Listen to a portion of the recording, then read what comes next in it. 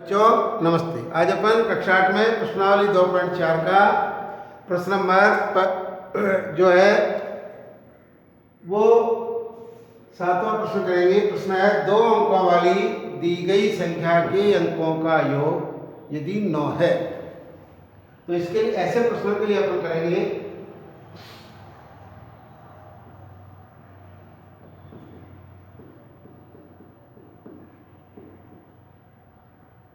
दो अंकों वाली संख्या का योग, 2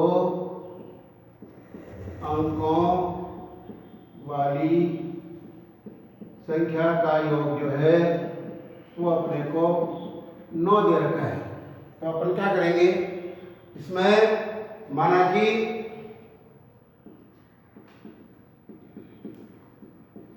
इकाई का जो अंक होगा, इकाई का अंक अपन x मानेंगे,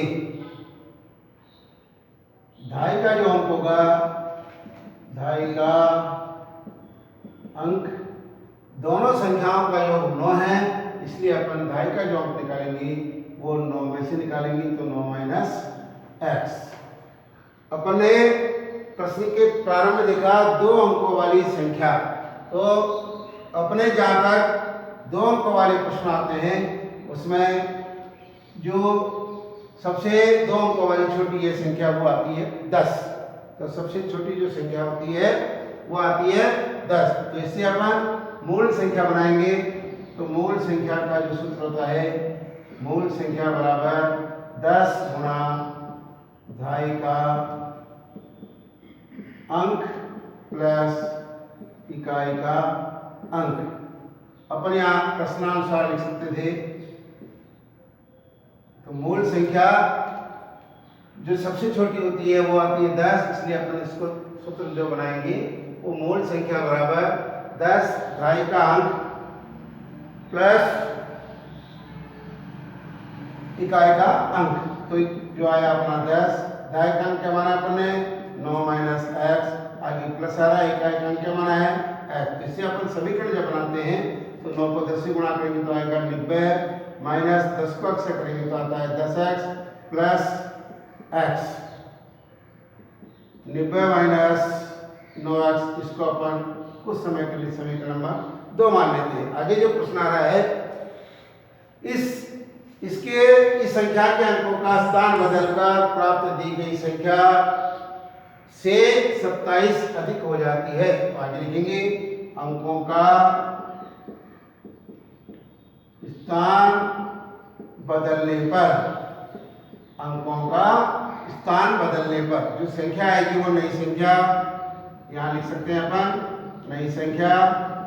जो सबसे छोटी अपनी 2 अंकों वाली संख्या आती है 10, तो यहाँ पर पहले अपन ने ढाई का अंक लिखा है, अब लिखेंगे इकाई का अंक। तो इकाई का अंक प्लस ढाई का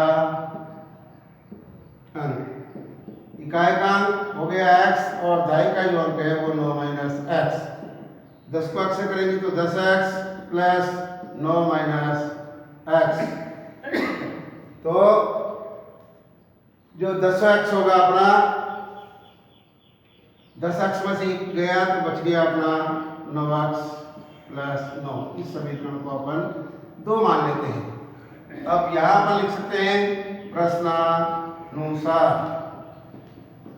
यहाँ लिखेंगे मूल संख्या बराबर नई संख्या, मूल संख्या बराबर नई संख्या। मूल संख्या जो आई थी अपनी वो है समीकरण 1 से, तो 90 माइनस 9x, और नई जो संख्या है वो आई 9x प्लस 9।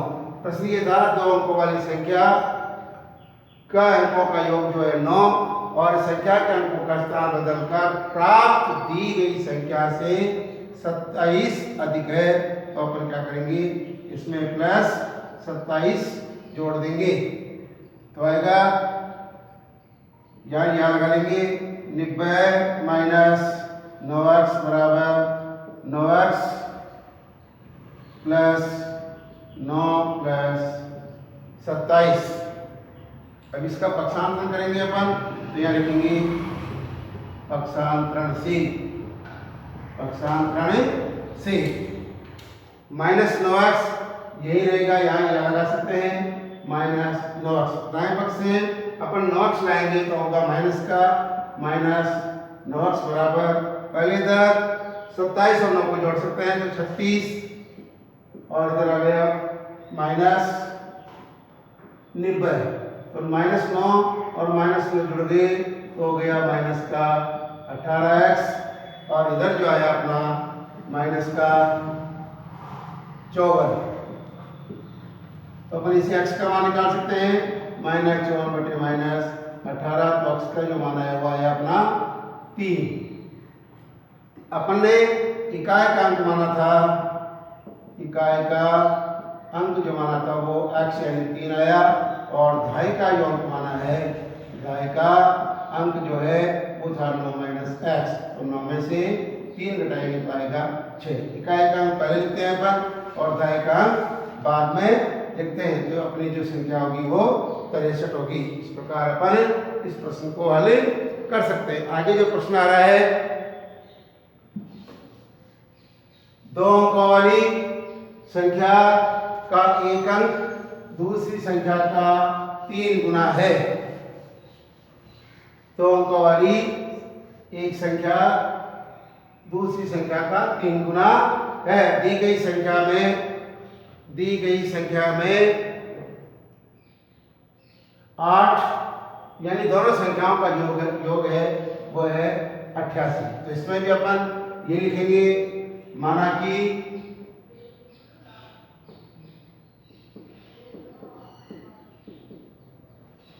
संख्या का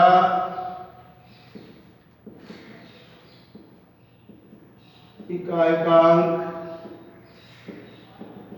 x है, तो जो दहाई का अंक होगा वो इसका 3 गुना हो जाएगा। तो दहाई का अंक जो होगा वो होगा x गुणा 3 बराबर 3x। इसे भी अपन मूल संख्या बनाएंगे, तो मूल संख्या बराबर 10 गुणा दहाई का अंक प्लस इकाई का अंक। तो दहाई का अंक क्या माना अपन ने 3x, तो यहाँ लिखेंगे 3x प्लस इकाई का अंक माना है x। इसको भी अपन हल करेंगे तो आएगा 30x प्लस 1x, तो 31x, समीकरण नंबर 1 बन गई। इसमें भी अंकों का स्थान बदलने पर, अंकों का जब स्थान बदलेंगे तो नई संख्या 10, यहाँ पर दहाई का अंक लिखे थे, इसकी जगह क्या लिखेंगे इकाई का अंक, इकाई का अंक प्लस दहाई का अंक। तो 10 इकाई का अंक जो था अपना वो x है और दहाई का जो अंक था वो 3x। हल करेंगे 10 को x से तो 10x प्लस 3x, दोनों को जोड़ेंगे तो आता है 13x। इसको अपन समीकरण नंबर 2 मान सकते हैं। 2 अंकों वाली दी गई संख्या में एक अंक दूसरे अंक का 3 गुना है, और स्थान बदलकर अपना प्राप्त संख्या जो दी गई संख्या दोनों का जो योग है वो 88 आता है। तो अपन लिखेंगे प्रश्नानुसार मूल संख्या प्लस नई संख्या बराबर अपने को दे रखा है 88। तो मूल संख्या जो आई अपनी 31x और नई जो संख्या है वो आई अपनी 13x बराबर 88। जब इनको जोड़ेंगे तो आएगा 44x बराबर 88, तो x बराबर आ गया अपना 88 बटे 44। तो x का जो मान आया वो आया 2। अब अपन प्रश्न में जमाएंगे तो अपन ने जो इकाई का अंक माना था, इकाई का अंक जो माना था वो है x, और दहाई का जो अंक था यहाँ पर अपन अतः लिख सकते हैं। तो इकाई का जो आया वो 2 और इसमें माना 3x, तो इसका मतलब 3 गुना 2 बराबर आ गया 6। इकाई में अपना 2 आया और दहाई में आया, तो अपनी जो मूल संख्या है वो है 62। इस प्रकार अपन ये प्रश्न हल कर सकते हैं। अगला प्रश्न जो है, शोभो की माँ की सोबा की जो माँ है उसकी आयु सोबा की आयु से 6 गुनी है। तो इस प्रकार इस प्रश्न को कैसे करेंगे, माना कि सोबो की जो आयु है उसको अक्ष मानेंगे, माना कि सोबो की आयु बराबर x वर्ष। तो माँ की आयु जो होगी वो सोबो की आयु से 6 गुनी है। तो अपन लिखेंगे x गुणा 6 बराबर 6x। 5 वर्ष बाद सोबो की माँ की जो आयु है वो उसकी आयु की 1/3 हो जाएगी। तो लिखेंगे 5 वर्ष बाद सोबो की आयु, पहले x वर्ष थी और 5 वर्ष बाद जो होगी x प्लस 5 वर्ष, यानी 5 वर्ष बाद सोबो की आयु उसकी माँ की आयु की 1/3 हो जाएगी। तो आप लिखेंगे प्रश्नानुसार, या लिखेंगे सोबो की आयु और इधर लिखेंगे माँ की आयु। सोबो की जो आयु थी अपनी आई x प्लस 5 और माँ की जो आयु थी अपन ने क्या माना उसको 6x। प्रश्न करा था 5 वर्ष बाद सोबो की आयु माँ की आयु की 1/3 हो जाएगी। तो इसको अपन करेंगे 1/3 का मतलब होता है 1/3। तो लिखेंगे x प्लस 5 बराबर 1/3 गुणा 6x। तो x प्लस 5 यहाँ पर अपन यहाँ लगा सकते हैं और 3 का भाग 6 में जाता है तो आता है 2x।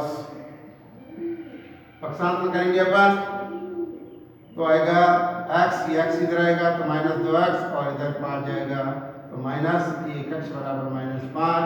तो x बराबर आएगा -5/-1, यानी दोनों में कॉल करेंगे तो धनात्मक उत्तर आता है तो x बराबर 5। तो सोबो की जो आयु आई अतः सोबो की आयु अपन ने x वर्ष मानी थी तो इसको लिख सकते हैं x का जो मान आया वो 5 वर्ष आया। और माँ की जो है आयु, माँ की आयु बराबर है 6x, 6 गुनी थी तो 5 को 6 गुना 5 बराबर आ गया 30 वर्ष। तो सोबो की जो आयु थी उससे उसकी माँ की आयु 6 गुनी 30 वर्ष आ गई। इस प्रकार अपन इस प्रश्न को कर सकते हैं। अगला जो प्रश्न आ रहा है,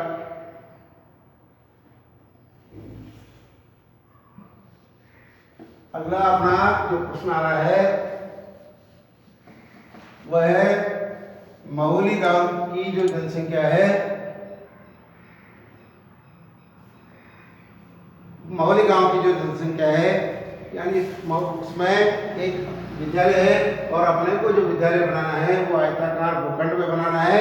और जो आयताकार भूखंड बनाना है इसमें जो लंबाई और चौड़ाई में अनुपात है 11:4, लंबाई व चौड़ाई में अनुपात है 11:4 का अनुपात है। जो अपन उस विद्यालय में आयताकार भूखंड में विद्यालय बनाना है तो इसकी लंबाई है उस भूखंड की 11:4। ऐसे प्रश्न में लिखेंगे माना